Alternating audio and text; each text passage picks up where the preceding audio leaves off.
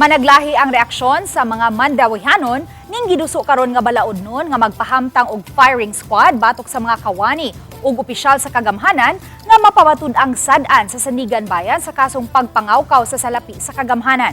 Sa House Bill No. 11211 nga giduso sa kongresista sa Zamboanga City, gipropose ang paghatag og bugat nga silot alang sa mga mapamatud-an ug makumbikto sa graft and corruption, malversation of public funds ug plunder, death by firing squad ang isugyot niyang silot.